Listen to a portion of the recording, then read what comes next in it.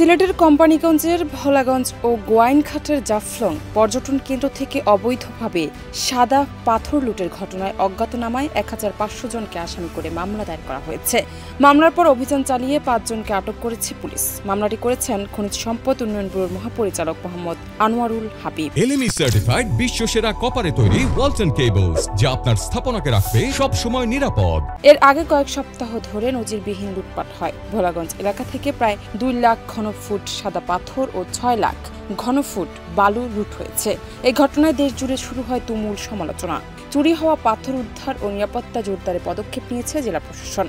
গঠন করা হয় তদন্ত কমিটিও। এর অংশ হিসেবে রাজধানীর ডেমরার শুক্রশী ঘাট ও আশেপাশের ৭টি পাথরের আড়ত থেকে আনুমানিক ৪০,০০০ ঘনফুট সাদা খনিজ পাথর উদ্ধার করা হয়। পাথরগুলো বালু দিয়ে ঢেকে রাখা হয়েছিল এবং অধিকাংশই মেশিনে ক্রাশ করা হয়েছিল।